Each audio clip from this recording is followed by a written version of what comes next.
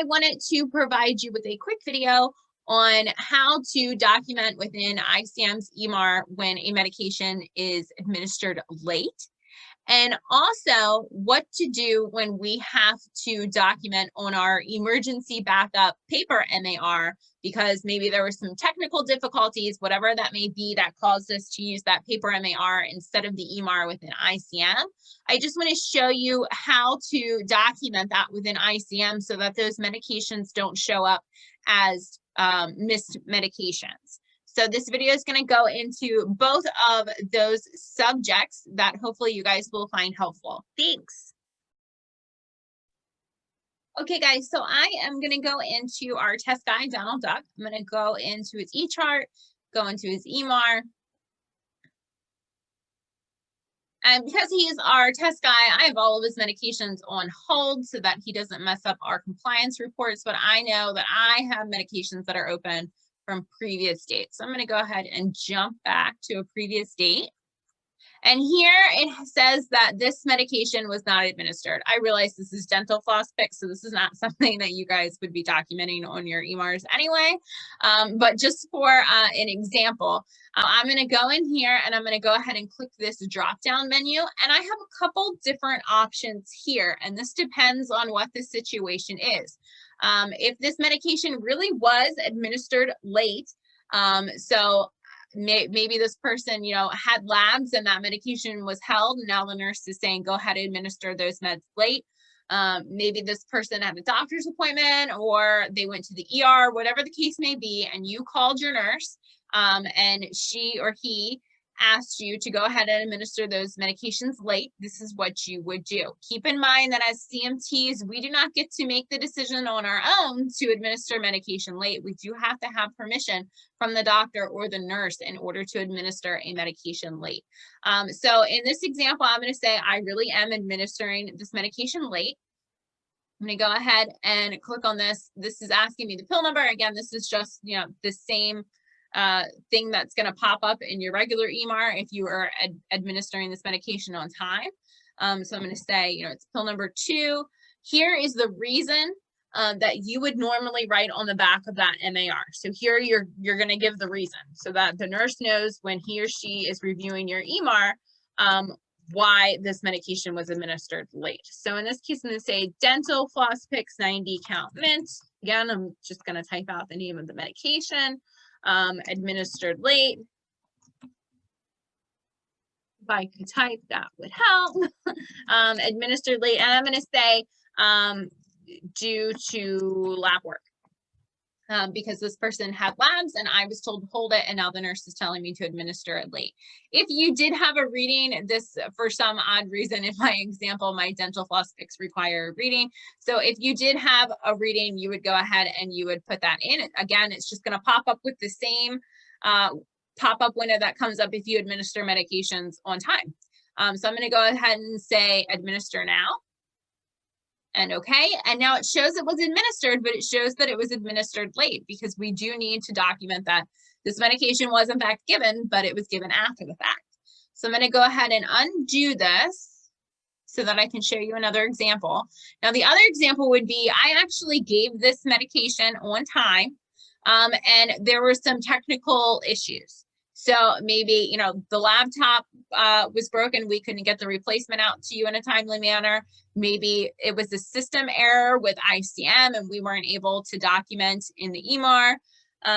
Could be a number of reasons. The internet was out, the power was out, whatever it may be that caused us to have to document the administration of medications on our emergency backup MAR.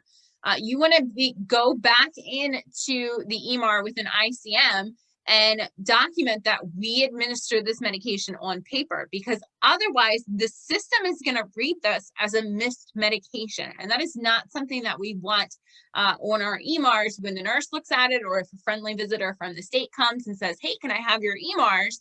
They're going to look in the system and they're going to see that something was not administered.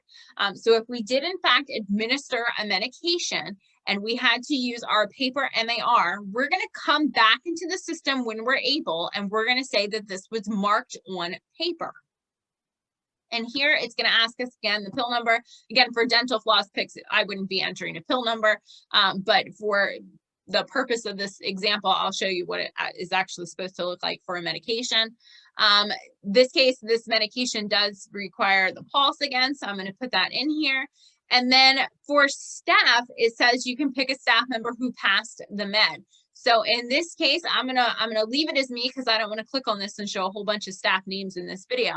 But the useful thing about this is, especially for supervisors, say for an entire day you were not able to use the EMR system with an ICM, again, for whatever reason that may be. I always think worst case scenario, what if the internet breaks? So if you are a supervisor and all your staff administered medications correctly, and they document it on the paper MAR, you can now go in here once, you know, the internet is restored, you can go in here and you can mark off who administered that medication. So if you click on this, you will have access to everybody that you supervise to go ahead and click off based on the paper MAR that this medication was administered by John Smith. This medication was administered by Jane Doe. And that way, your EMR is correct, and it's going to correctly show who administers that medication, even though it was on paper, even though it's on the paper MAR.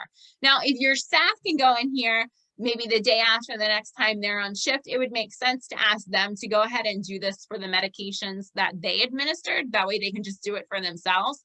But if it was the case that maybe, you know, something happened over the weekend and that staff isn't going to work until the next weekend, or maybe they're even every other weekend staff, so you're not going to see them for another 2 weeks, and you want to make sure that your EMR is caught up.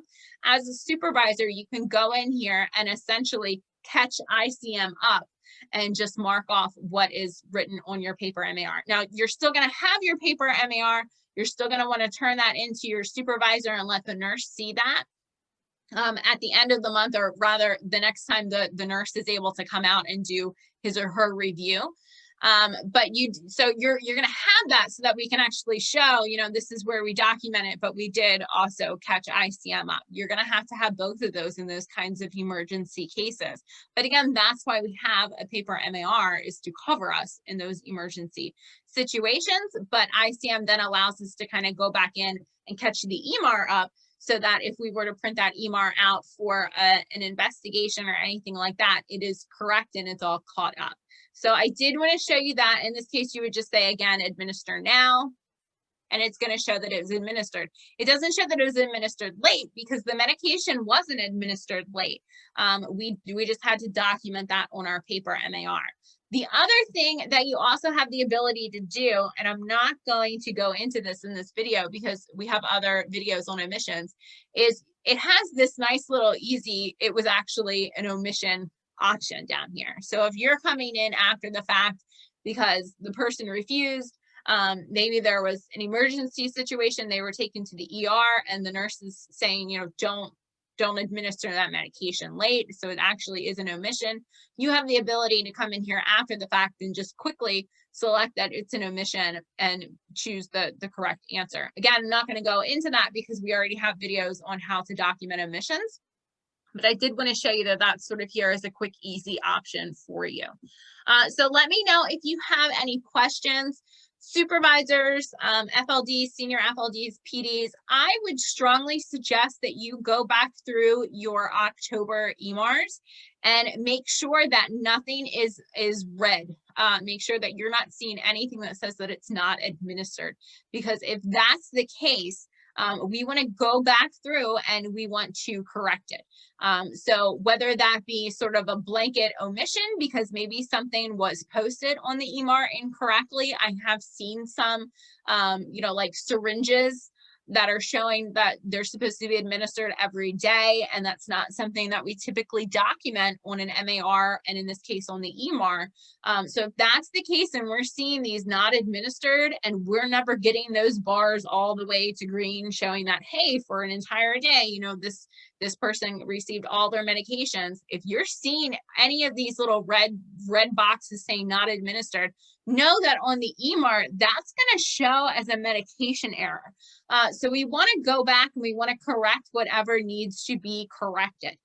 So please take the time to go back through your house and make sure that everything is correctly documented within ICM. And if you did have to use the paper MAR, please go back through and mark that a medication was administered and documented on the paper MAR so that it's not showing as not administered within ICM. If you need any help with this, please let me know, but I would really like to make sure that our October EMARs are correct and all caught up, and we don't see any of these red not administered on any date for any one of our folks, okay? Again, let me know if you have any questions and I'd be happy to help. Thank you.